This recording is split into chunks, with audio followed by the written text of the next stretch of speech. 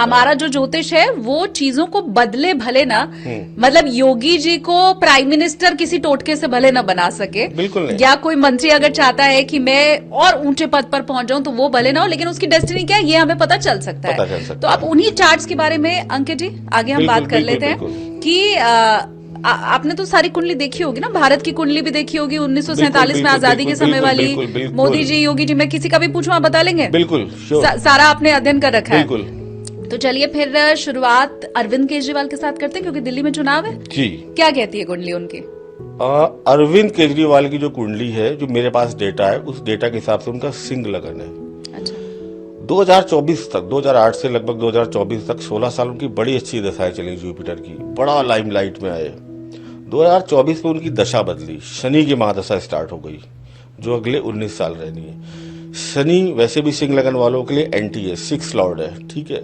अब उनकी कुंडली में 6 लॉर्ड होके शनि और नीच का होके 9th हाउस में चला गया है। आप देखो, और बैठा 12th लॉर्ड के साथ है। 12th लॉर्ड क्या है? 12th हाउस जेल दिखाता है आपको। जैसे ही दशा आई, देखिए वो जेल तो गए ना 2024 में, जैसे ही दशा लगी, दशा ने अपना काम कर दिया। हाँ। जीवन में जो भी कुछ घट रहा है दशाओं का रोल है, मतलब कब आप क्या करोगे क्या नहीं करोगे। ईडीसीबीआई का है या दशाओं का खेल है। पॉलिटिकल इशू देखिए, ईडीसीबीआई भी पर्टिकुलर इसी टाइम क्यों आई? पढ़ने को तो 2015 से वो कुछ ना कुछ बोल ही रहे, कुछ ना कुछ कर ही रहे।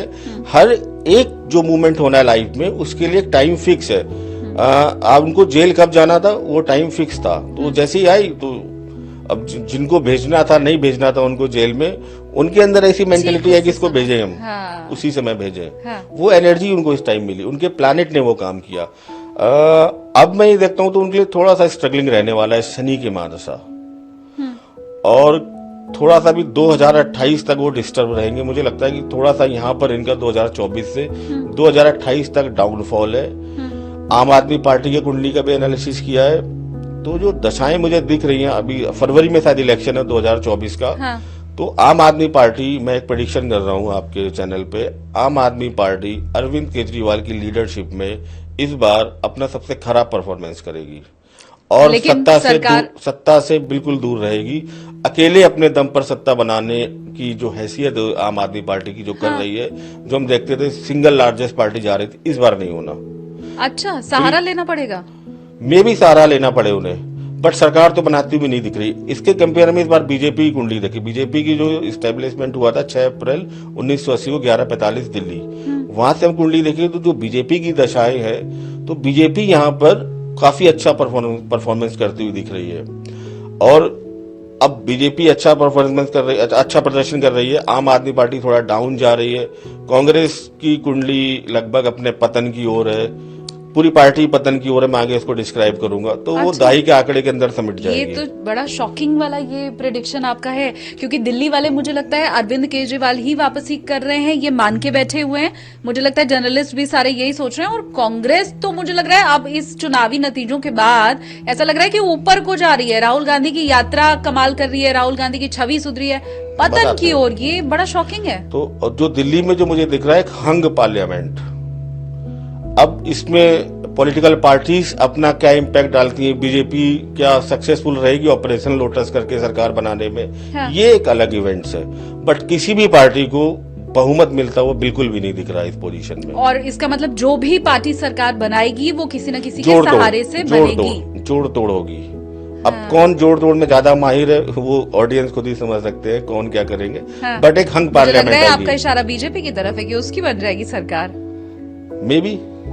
अच्छा, क्योंकि हमने पीछे कई बार महाराष्ट्र में देखा, उन्होंने समझ रही हूँ क्योंकि आपने कह दिया कि कांग्रेस तो पतन की ओर है। बिल्कुल, तो कांग्रेस पतन की ओर है तो उसका सहारा इस दिल्ली इलेक्शन में दही का आंकड़ा भी पार नहीं कर पाएगी। इस बात को आप नोट डाउन कर लीजिए, वो 10 के अंदर रहेगी दिल्ली इलेक्शन। हालांकि बीता 2 इलेक्शन भी हमने देख ही लिया है, कहाँ ही पार हुआ है दहाई का आंकड़ा। इस बार भी नहीं पार होगा, लेकिन इस बार शॉकिंग ये है कि अरविंद केजरीवाल जो 67 सीट लेके आए थे, इस बार 30-35 में निपटते हैं, मतलब सरकार तो नहीं बना पाएंगे। नोट डाउन कर लीजिए इस भविष्यवाणी को, क्योंकि अगले 2 महीने के अंदर अंदर क्लियर हो जाएगा कि जो अंकित जी ने कहा है उसमें कितनी सच्चाई है, वो कितना ठीक है या नहीं है। ये नोट डाउन करने वाली भविष्यवाणी अंकित जी, आप नोट डाउन कर लीजिए। ये प्रॉपर कैलकुलेशन बेस्ड है, कोई हवाबाजी नहीं है, कुंडलियों को एनालिसिस किया गया है और ये मैं एक चीज कहता हूं एज एस्ट्रोलॉजर कि आप जो भी कुंडली का एनालिसिस करें वो डेटा लें और कोशिश करें, जितने लोग भी अगर एस्ट्रोलॉजी कर रहे हैं और अच्छी प्रेडिक्शन करना चाहते हैं, अपने हाथ से कुंडली बनाएं। सॉफ्टवेयर से हम जो कुंडली बनाते हैं कई बार वो गलत हो जाती है, उनके डिग्री मिनट में फर्क आ जाता है, आपके डिविजनल चार्ट बदल जाते हैं, प्रेडिक्शन बदल जाती है। और गूगल में जो डेटा दिया गया किसी भी आदमी को, उस पर बिल्कुल भी विश्वास न करें, कोशिश करें किसी रिलायबल सोर्स से डेटा उठाने की, क्योंकि अरविंद केजरीवाल की 8-10 कुंडलियां गूगल में घूम रही हैं। तो मुझे जो दिखाई दे रहा है कि अरविंद केजरीवाल अगले मुख्यमंत्री दिल्ली के नहीं भी हो सकते हैं, इसकी संभावना है। तो ये तो एक बहुत बड़ा प्रेडिक्शन हो गया। अब अगला जो नाम मुझे लगता है हमेशा सुर्खियों में रहता है राजनीति के अंदर, वो है योगी आदित्यनाथ का। लोग अगले प्रधानमंत्री के तौर पे भी उनको देख रहे हैं। देखिए, मैंने अपने मई का एक पॉडकास्ट किया था, वहां पर मैंने 3-4 भविष्यवाणियां की थी, लोग जाके देख सकते हैं। उसके बाद अब मैं देख रहा हूँ मोदी जी के लिए भी प्रेडिक्शन की थी। उसके बाद मैं पिछले 1-2 महीने से देख रहा हूँ हर आदमी मोदी जी की सरकार गिराने पे तुला है कि 25 में सरकार गिर जाएगी, 25 में दिक्कत आ जाएगी, ये हो जाएगा, वो हो जाएगा। पहले आपने बताया है ऑलरेडी, मैं बोल चुका हूँ एक पॉडकास्ट में, मैंने 3-4 भविष्यवाणी की थी, फिर से रिपीट कर देता हूँ। कब आपने किया पॉडकास्ट? ये मई 2024 का है, मेरे यूट्यूब चैनल पे पड़ा हुआ है, लोग देख सकते हैं उसको। तो मैंने इससे बताया था कि मोदी जी का जो टेन्योर है 2027 में कंप्लीट होता दिख रहा है। हम फैक्ट एंड फिगर पे बात करेंगे, महावाही बात नहीं करेंगे। उसका रीजन क्या है, हम कहाँ से बोल रहे हैं, कोई जो एस्ट्रोलॉजी सीख रहे हैं उनको भी पता चले, और जो दर्शक उनको भी लगे कि वैसे मन में आ गया कि ये बोल दिया। देखिए, एक कॉन्सेप्ट होता है, जब भी सरकार शपथ लेती है, हमारे मंडेन एस्ट्रोलॉजी में एक टर्म यूज किया जाता है, पंचनाड़ी चक्र, सिंहासन चक्र। उससे क्या होता है, जो शपथ ग्रहण की टाइमिंग होती है, उस टाइमिंग के अकॉर्डिंग हम एक कुंडली तैयार करते हैं।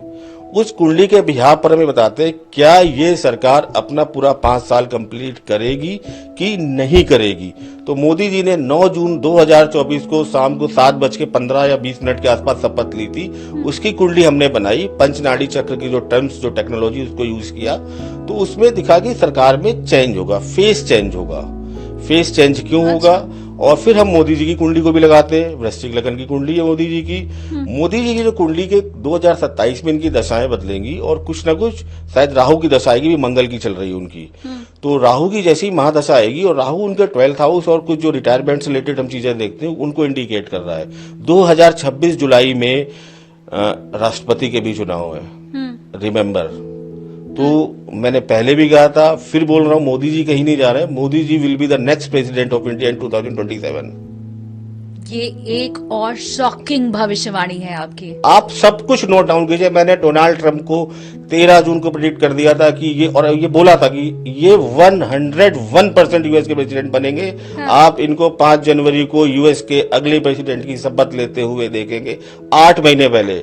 उसके बाद कुछ उनके साथ हुआ भी, कोई रेप केस में उनके साथ कई बार उनको लगा कि शायद वो चुनाव नहीं लड़ पाएंगे, बट मैं सस्टेन रहा। मैंने कहा ये इंसान लड़ेगा और बहुत अच्छी तरीके से जीतेगा। कोई मामूली जीत नहीं थी इस बार डोनाल्ड ट्रंप की, बोलते हैं ना ऐतिहासिक जीत। जितनी स्विंग स्टेट्स थी सब जगह डोनाल्ड ट्रंप जीते। तो ये प्रेडिक्शन भी कैलकुलेशन बेस्ड है, एस्ट्रोलॉजी कैलकुलेशन बेस्ड, एस्ट्रोनॉमी पे बेस्ड है, कोई ये हवाई तुक्का नहीं है। मैं आपकी बात को रिलेट इसलिए कर पा रही हूँ, मैंने अभी हाल ही में सिग्नेचर एस्ट्रोलॉजी के ऊपर एक पॉडकास्ट किया था, तो उसमें हमारे गेस्ट थे विवेक त्रिपाठी जी, जो सिग्नेचर एस्ट्रोलॉजी, उन्होंने भी यही प्रेडिक्ट किया कि मोदी जी तीसरा टर्म कंप्लीट नहीं कर पाएंगे। आपने उससे भी एक कदम आगे बढ़ते हुए ये कह दिया कि मोदी जी तीसरा टर्म कंप्लीट तो नहीं कर पाएंगे, लेकिन वो राष्ट्रपति बन जाएंगे। मतलब अब आगे उनका भविष्य क्या होगा, क्योंकि ये तो विवेक जी ने हमें बताया कि भैया उनका टर्म कंप्लीट नहीं होगा, लेकिन लोग सोचते हैं आगे होगा क्या, अभी तो वो स्वस्थ है। और ऐसा कोई सरकार पे संकट वंकट नहीं आने वाला जो लोग बोल रहे हैं सरकार गिर जाएगी, वो कोalition में कोई समर्थन है, ऐसा कुछ नहीं होना। जो होगा ये म्यूचुअली होगा, बीजेपी में स्वैच्छिक होगा और बीजेपी के बेटरमेंट के लिए होगा। अब भाई नोट कर लो, इसे भी कर लो, पिछली प्रेडिक्शन को तो किया ही था, ये भी नोट कर लो। लेकिन अब बड़ी बात ये है अंकित जी कि मोदी जी राष्ट्रपति बन जाएंगे तो कुर्सी हो जाएगी खाली। अब कुर्सी जब खाली हो जाएगी तो सबके मन में फिर वही सवाल आता है कि अब योगी आदित्यनाथ तो नहीं बनने वाले हैं प्रधानमंत्री। देखिए, 2 चेहरे हमेशा अभी दिमाग में चल रहे लोगों के, एक हमारे माननीय गृह मंत्री अमित शाह जी और एक दूसरे हमारे योगी आदित्यनाथ जी। अब हम अगर इसको चार्ट वाइज एनालिसिस करें, योगी आदित्यनाथ का चार्ट हम एनालाइज करते हैं। योगी आदित्यनाथ जी का भी सिंह लगन है। अच्छा। उनकी शुक्र की महादशा नवंबर 2024 से शुरू हो गई है। शुक्र उनकी कुंडली में 10th लॉर्ड होके 11th में बैठे हैं। शुक्र 20 साल तक उनकी कुंडली में रहने वाले हैं, 2044 तक। तो अभी तो केवल योगी जी बोल रहे हैं ना, ट्रेलर चल रहा था। हाँ। अब जो नया युग आएगा, मोदी युग के बाद, अब चारों तरफ योगीमय हो जाएगा आने वाला भारत। वो पूरी पिक्चर आने वाली है सामने। 2027 में बीजेपी और यूपी में भी इलेक्शन है, मैं आपको बताऊं। हाँ। ठीक है, कुछ फैक्ट फिगर और फिर उसको मैच करते हैं इवेंट्स के साथ कि अब मैं बोल दूं कि 2027 में यूपी इलेक्शन नहीं है या फिर यूपी में क्या होना है, तो हम उसको मैच करके बोलेंगे। 2027 में यूपी इलेक्शन है, वन नेशन वन इलेक्शन की बहुत डिमांड चल रही है, कॉन्स्टिट्यूशनल अमेंडमेंट की बहुत चीजें होती रहती हैं। तो एस्ट्रोलॉजिकली जो सारी मैचिंग और सारे जो हम गुणा भाग लगाने के बाद बोल रहे हैं, जो यूपी इलेक्शन है इसमें first time one nation one election का कॉन्सेप्ट आएगा और यहां से यूपी की कुर्सी खाली होगी सीएम की, और वहां पर जो भी उनके सक्सेसर है, जो भी उनके पीछे है, वो पार्टी डिसाइड करती होगी, वो अपने हिसाब से करेगी। उनके चार्ट्स मैंने एनालाइज की यूपी में कौन बनेगा। यूपी से 2027 में योगी जी भारत के नए प्रधानमंत्री बनेंगे। अब यहां से भारत का एक स्वर्णिम युग मैं बोलूंगा, जिसकी आधारशिला मोदी जी ने रखी। अब जिसको बोलते हैं ना उसके, मैं 1 मिनट रोक रही हूँ क्योंकि शायद ये मिस ना हो जाए हमारे व्यूवर्स से, जो आपको बातें नोट करती हुई चलनी थी। वो वन नेशन वन इलेक्शन मैंने पूछा नहीं था, अंकित जी ने खुद बता दिया है। तो ये भी आप नोट डाउन करिए कि 2027 उत्तर प्रदेश का चुनाव जब होगा तो उस समय वन नेशन वन इलेक्शन की शुरुआत वहीं से हो सकती है। और ये एक और शॉकिंग प्रेडिक्शन आपकी। ठीक है, वन नेशन वन इलेक्शन की शुरुआत वहीं से होगी। योगी जी भारत की जो सत्ता का केंद्र दिल्ली में आएंगे और यहाँ से एक बोलते हैं ना, भारत के लिए एक गोल्डन टाइम शुरू होगा। ये योगी जी के लिए भी बहुत बढ़िया है। शुक्र के बाद उनकी सूर्य की दशा आएगी, सूर्य भी उनका 10वें भाव में बैठा है। हाँ, तो मुझे योगी जी अगले 20 साल तक हिलते हुए नहीं दिख रहे। हाँ, मैं एक चीज मुझे लग रहा है मेरे से मिस हो गई है। ये वन नेशन वन इलेक्शन की चूंकि हम बात कर रहे हैं, तो 27 में क्या मतलब पूरे भारत का भी चुनाव होना है? लोकसभा वाला पूरे भारत का चुनाव 2029 में होना है। नहीं, तो ये वन नेशन वन इलेक्शन 27 में ये कॉन्स्टिट्यूशनल अमेंडमेंट्स हो गए, क्योंकि भारत की जो 26 जनवरी की कुंडली है वो काफी डिस्टर्ब है। वहां भी राहु लगन में बैठा है और लगन की डिग्री और राहु की डिग्री, राहु केतु की डिग्री बहुत क्लोज है। पर वन नेशन वन इलेक्शन तो हम ऐसे ही समझते हैं ना, लोकसभा और विधानसभा का चुनाव एक साथ। तो 27 में फिर कैसे हो पाएगा? 27 में गवर्नमेंट डिसीजन लेगी कि हम वन नेशन वन इलेक्शन के साथ शुरू करते हैं, यूपी के इलेक्शन के साथ। और उनके पास कॉन्स्टिट्यूशनल प्रोविजन होते हैं, असेंबली को डाइल्यूट करना, भंग करना, राष्ट्रपति से करना। वो उनको एक आगे की क्लियर पिक्चर दिख रही है। मुझे तो बहुत सारी क्लियर पिक्चर हो गई है। उनको बहुत, जो भी हमारे सत्ता में बैठे हैं उनको क्लियर पिक्चर दिख रही है कि ये बेस्ट टाइम है। एस्ट्रोलॉजिकली भी बहुत मूवमेंट्स हो रहे होंगे इस टाइम। उस टाइम 2027 का टाइम चल रहा होगा। भारत में मंगल की महादशा लग चुकी होगी, लगभग लगे हुए उसको 2 साल हो चुके होंगे। आर्मी का बहुत बोलबाला होगा उस टाइम। मंगल क्या है? Commander in chief army. थोड़ा सा वर्ल्ड वाइड भी सिचुएशंस अच्छी नहीं होंगी, ठीक है ना। हम अभी वर्ल्ड के ऊपर मुझे लगता है आगे चर्चा करते हैं। इन्हीं सब चीजों को मैं इसको कंक्लूड कर रहा हूँ। इन्हीं सब चीजों को मद्देनजर रखते हुए जो एक माइंड फ्रेम बनेगा कि अब एक टाइम इलेक्शन करा लेते हैं, फिर आगे हम बढ़ते हैं, पूरा कंक्लूड करके आने वाले टाइम के लिए तैयार रहने के लिए। हालांकि 27 के पहले हमारी और कई मुलाकातें होने वाली हैं, लेकिन ये वाला प्रेडिक्शन तो अगर वो 27 का समय आएगा ना तो हम फिर से बैठेंगे। बिल्कुल है ना, व्यूअर्स के लिए। क्योंकि योगी आदित्यनाथ अगले प्रधानमंत्री आपको बनते दिख रहे हैं और आगे के कई वर्षों तक आपने कहा कि बोलबाला उनका रहेगा। अगले 20 साल तक जो युग होने वाला है, योगीमय होने वाला है। तो अब इनके टाइम में क्या होगा, कुछ चीजें होंगी। इनके टाइम में भारत में राहु की महादशा भी आएगी। 2032 में खत्म हो जाएगी भारत की दशा, जो आजाद भारत की कुंडली है। राहु की महादशा शुरू होगी। राहु बैठा है शुक्र की राशि में, लगन में बैठा है। राहु को हम देखते हैं कुछ कम्युनल, कुछ सांप्रदायिक चीजें जो होती हैं उनसे भी रिलेट करते हैं। भारत का 3rd हाउस बहुत डिस्टर्ब है। 5 प्लैनेट वहां पर बैठे हुए हैं और पांचों के पांचों प्लैनेट 9th हाउस को देख रहे हैं। 9th हाउस आपका धर्म है, आपका जो रिलीजियस एक्टिविटीज है, मंदिर मस्जिद सब 9th हाउस है। अब वहां पर क्या होगा इम्पैक्ट कि कुछ ना कुछ सांप्रदायिकता से रिलेटेड चीजें हो सकती हैं। कुछ, क्योंकि यहाँ पर एक चीज बहुत आगे तेजी से चल रही होगी, वो चीजें हिंदुत्व और सनातन का बोलबाला होगा। वो मैं इसलिए नहीं बोल रहा हूँ कि योगी जी फॉलो करें, वो दशाएं ही ऐसी मिलेंगी कि भारत में उस टाइम जो हिंदुत्व और सनातन है वो अपने पीक पर होगा। जब कोई चीज पीक पर जाती है, जब अगर हिंदुत्व पीक पर जा रहा है तो जो दूसरा धर्म विशेष है वो डाउनफॉल पे जा रहा होगा। तो ये जो ट्रांजैक्शन पीरियड होगा तो इसमें एक नेगेटिव चीज ये रहेगी, कम्युनल राइट्स होने के इश्यूज रहेंगे बहुत, ये एक नेगेटिव इम्पैक्ट है। पॉजिटिव इम्पैक्ट भी रहेगा, Bharat AI artificial intelligence Rahu की महादशा है, भारत इलेक्ट्रॉनिक्स, भारत टेक्नोलॉजी में इस जो 18 राहु की महादशा मिलेगी जो शायद 18 साल की, इस महादशा में भारत टेक्नोलॉजी के एरिया में क्षेत्र में शायद नंबर 1 बन जाएगा। अभी लोग कैलिफोर्निया नौकरी करने जाते हैं, लोग कैलिफोर्निया से इंडिया नौकरी करने आएंगे, पुणे बेंगलोर में, आप देखिएगा, क्योंकि हम एआई में हम और क्या कहते हैं टेक्नोलॉजी में नंबर 1 होंगे। राहु की महादशा है, राहु का इम्पैक्ट कांग्रेस पार्टी पे था, उस टाइम शुक्र की भी महादशा चल रही थी। तो आप देखिए जब भी आता है टेक्नोलॉजी लेके आता है। राजीव गांधी 1991 में कंप्यूटर लेके आए, लोगों को लगा ये क्या नई चीज आ गई, इससे हम क्या कर लेंगे, लेकिन आज हम अब उस लाइफ में, अपनी लाइफ में बिना कंप्यूटर के हो सकता है सर्वाइव भी ना कर पाए। पूरा हमारा सिस्टम आजकल कंप्यूटर पे ही टिका हुआ है और अग्रणी उसमें अब भारत रहने वाला है, आप ये कह रहे हैं। अब फिर जो अगला जो टर्म आएगा 2032, यहाँ पर आर्टिफिशियल इंटेलिजेंस का यूज बहुत बढ़ जाएगा। कंप्यूटर ने कई लोगों की जो जॉब्स को खत्म किया, अब इस बार एआई रिप्लेस करेगा बहुत सारे लोगों को। हमारी छोटी से छोटी चीज में मैं आपको बोलूं, हम एआई यूज घर में करने लगेंगे।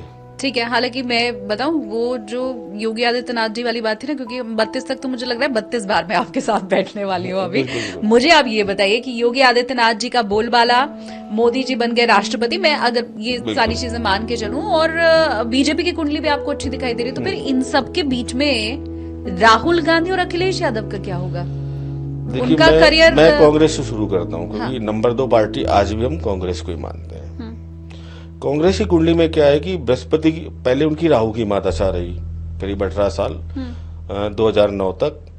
राहु की महादशा में किसी न किसी तरीके से वो सत्ता में रहे, या अगर सत्ता में नहीं भी रहे बीच में अटल जी के टेन्योर में, तो वो मजबूत विपक्ष में रहे, मतलब एक दमदार भूमिका में रहे। शनि की एक अंतर्दशा लगी थी उनको 1996 में, तो वो सत्ता से बाहर हो गए थे। ठीक है, फिर जुपिटर की दशा लगी, जुपिटर इनका लगन लॉर्ड भी है। ठीक है, अब जो इनकी शायद मीन लगन की कुंडली मुझे देखना पड़ेगा, जुपिटर इनका लगन लॉर्ड भी। अब जुपिटर की दशा इनकी 2024 तक रही, अब इनकी शनि की दशा आ रही, जो शनि इनके लिए फेवरेबल नहीं है। तो यहाँ पर कांग्रेस पार्टी का लोगों को लग रहा है कि वो अच्छा रिवाइवल करेगी, राहुल गांधी उसको बहुत ऊपर ले जाएंगे। बट पॉलिटिकली मैं उसको बिल्कुल, अगर मैं इग्नोर कर दूं या बिना बायस्ड हुए देखूं, केवल प्लैनेट क्या बोलते हैं कांग्रेस पार्टी के, तो कांग्रेस पार्टी 2024 इलेक्शन के बाद से जो उसकी दशा बदली है शनि की, यहाँ से वो डाउनफॉल पतन की ओर जाएगी और आने वाले इलेक्शन में वो एक रीजनल पार्टी तक सीमित रह जाएगी। यहाँ से कांग्रेस पार्टी का डाउनफॉल शुरू होगा। शनि की दशा अंतर्दशा उनके लिए फेवरेबल नहीं है, और जबकि लग रहा था कि अभी तो उदय फिर से शुरू हुआ है। और इसका साइंटिफिकली प्रूफ मैं दे रहा हूँ कि राहु में जैसे ही उनका 1996 में शनि आया 2-2.5 साल के लिए, वो सत्ता से बाहर चले गए थे। बहुत बुरी तरीके से चले गए थे। ठीक है, तो अब फिर से शनि की महादशा आ रही है। इसमें कुछ कभी आपको अब लगेगा, लेकिन ओवरऑल जो कंक्लूजन है ये डाउनफॉल की ओर जा रही है 2024 के बाद। इसका बहुत अच्छा फ्यूचर मुझे नहीं दिख रहा, और आने वाले टाइम में इलेक्शंस में जो मुझे दिख रहा है, आने वाला टाइम जो दिख रहा है इंडिया का वर्ल्ड वाइड, ये बहुत छोटे लेवल तक सीमित रह के आपकी सिमटती हुई राष्ट्रीय पार्टी क्षेत्रीय पार्टी में तब्दील होती है, आपको दिखाई दे रही है। वो कांग्रेस जो हमेशा से, जिसका आधिपत्य अगर मैं कहूँ कि भारत के ऊपर था, वो अब आपको पतन की ओर जाती हुई दिखाई दे रही है। कांग्रेस की कुंडली 2 जनवरी 1978 की बनाई है, जब नया कांग्रेस आई बना था। उस कुंडली के हिसाब से प्रेडिक्शन है, हम उस कुंडली की बात नहीं कर रहे जो एहुम ने कांग्रेस बनाई। और क्या ये मैच हो रहा है राहुल गांधी की कुंडली के साथ भी? देखिए, राहुल गांधी की कुंडली अगर आप देखो तो कभी पॉलिटिकल कुंडली है ही नहीं। जो पॉलिटिकल कॉम्बिनेशन होने चाहिए, एक पॉलिटिशियंस की कुंडली में क्या क्या स्ट्रांग होने चाहिए, कौन से हाउसेज स्ट्रांग होने चाहिए। 6 हाउस बहुत स्ट्रांग होना चाहिए, कंपटीशन का हाउस है। एक पॉलिटिक्स, आप एक अच्छे पॉलिटिशियन तभी बन सकते हो जो आप कंपीट करके लोगों को हरा के आओ। आपकी कुंडली में राहु बहुत अच्छा होना चाहिए। डिप्लोमेसी, राहु क्या है? डिप्लोमेसी। एक मतलब बोलते हैं ना कि थोड़ा सा आप क्या कर रहे हो क्या नहीं कर रहे हो, सीक्रेसी आपके काम में पॉलिटिशियन के लिए बहुत जरूरी है। उसका बुद्ध बहुत अच्छा होना चाहिए, उसका सेकंड हाउस बहुत अच्छा होना चाहिए। राहुल गांधी का बुद्ध तो खराब है, सेकंड हाउस भी खराब। आप देखते हो ना, वो बोलते टाइम कहीं भी कुछ बोल जाते हैं, फिर बाद में वो बड़ा हंसी के पात्र बन जाते हैं। सैटर्न स्ट्रांग होना चाहिए। तो उनकी कुंडली में जो पर्टिकुलर एक 8-10 कॉम्बिनेशन होने चाहिए कि वो पॉलिटिशियन में या पॉलिटिक्स में हाई पोजीशन पे जाएंगे, तो वो राहुल गांधी की कुंडली में कहीं से भी नहीं दिखते। अब वो है इस पोजीशन पे क्योंकि उनको वो परंपरागत रूप से मिला हुआ है। अगर वो एक जमीन से उठ के आए होते तो विधायक भी नहीं बन पाते अपनी जिंदगी में। ये उनको बाई बर्थ मिला है। संचित कर्मा जो आपने शुरू में बताया था, भाई तुम कुछ भी मत करो, तुम सांसद तो बनोगे मिनिमम। हाँ। और एक पार्टी के अध्यक्ष रहोगे, बोल जब तक वो पार्टी जिंदा, जब तक वो खत्म नहीं हो जाती, हाँ। तब तक उसमें तुम्हारा बोलबाला रहेगा। हाँ। करो फिर अपने मन मानी।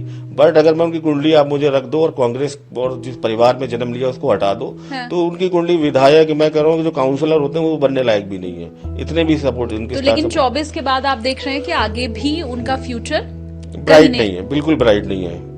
अभी तो मैं पीएम बनने की बात ही क्या पूछूं, जब आपने तो कह दिया ब्राइट। छोड़ दीजिए। एक बार अमित शाह जी ने कहा था ना 10-20 भैया नहीं, अगले 50 साल तक बीजेपी की सरकार रहने वाली है। मैं एक सुन रहा था तो उस टाइम उनके मुंह पे सरस्वती बैठी थी। तो भूल जाइए बाकी कौन पीएम बनेगा, पीएम तो बीजेपी से ही है। अच्छा, मैं नहीं जानती आपने कितना देखा होगा या नहीं, लेकिन अब तो प्रियंका गांधी की एंट्री हो चुकी है, तो क्या उनकी कुंडली स्ट्रांग दिखाई दे रही है पॉलिटिक्स के मामले में? प्रियंका गांधी की अगर कुंडली का कंपेयर करें वर्सेस राहुल गांधी, हाँ। हम और किसी के साथ नहीं कर रहे तो बेटर है। अच्छा, वो कोशिश करेंगे रिवाइवल का, और हो सकता है आने वाले टाइम में कांग्रेस में एक होता है ना फ्रंट लेवल पे आना, वहां पर भी आए। बट उनकी जो कोशिश है वो उतना रिजल्टफुल नहीं जाएगी। एफर्ट्स बहुत करेंगे, मेहनत बहुत करेंगे वो, लेकिन उस चीज को जो डेस्टिनी ने अब डिफाइन कर दी है उसको रोक नहीं पाएंगी। हाँ, राहुल गांधी से वो पॉलिटिक्स में बहुत अच्छा बैटर करने वाली, बहुत अच्छा परफॉर्म करने वाली है। से रहे। हाँ, फैक्ट फिगर पे बोलो, कोई आपको बोले कि ये हो जाएगा तो आप पूछो क्यों होगा भाई। ये फैक्ट फिगर की आपने जो बात की, तो मुझे वापस से आपकी वो ट्रम्प वाली बात याद आ गई कि आपने उनको लेके इतनी सटीक भविष्यवाणी पहले की थी, तो अब उनका फ्यूचर भी बता दीजिए फिर। शॉकिंग है। अच्छा, mister Donald Trump will be the last president of United state of America. कैसे? इस थर्ड वॉर में तो सबसे ज्यादा इम्पैक्ट आएगा वो यूएसए पे आएगा। अब लोग सोचेंगे यूएसए खत्म हो गया, हाँ, ऐसा मतलब? नहीं है, ऐसा नहीं है। हाँ। जो यूएसएसआर के साथ हुआ था 1991 में, कुछ उसके स्टेट्स अलग निकल गए थे, उसमें यूक्रेन भी था, क्रीमिया भी था, बहुत सारे स्टेट्स ने अपनी इंडिपेंडेंट आइडेंटिटी बना ली थी। ट्रम्प को लेके कुछ नाराजगी तो रहती है अमेरिकन में, उनकी पॉलिसीज को लेके और कुछ ना कुछ चीजों को लेके।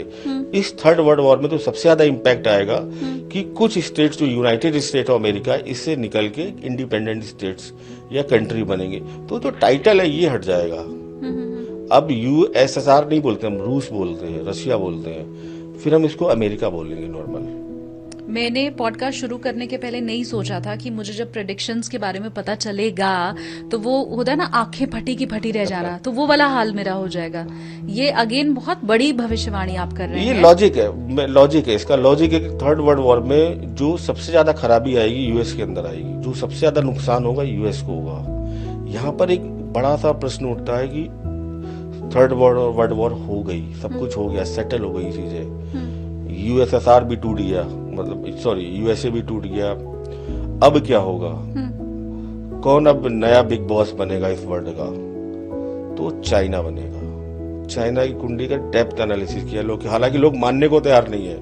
अब भारतीय होने के नाते तो मैं चाहती भी नहीं हूँ, कोई नहीं चाहेगा, मैं भी नहीं चाहता, लेकिन आप किसी की डेस्टिनी नहीं चेंज कर सकते। आपके कई कंपटीटर होंगे, आप चाहोगे कि वो ना बढ़े, लेकिन वो बढ़ रहे हैं, वो उनके संचित कर्म है। अगर आप में है देश के लिए कुछ कर गुजरने का जज्बा, अगर आप रखते हैं सच कहने की हिम्मत, तो पृथ्वी न्यूज आपको दे रहा है एक सुनहरा अवसर, जहां आप पत्रकार बनकर समाज में हो रही बुराइयों के खिलाफ अपनी आवाज बुलंद कर सकते हैं, अपने देश प्रेम को देश की सेवा का रूप दे सकते हैं। तो उसके लिए जुड़िए पृथ्वी न्यूज चैनल के साथ। अधिक जानकारी के लिए दिए गए नंबर पर संपर्क करें 7033179142 पर।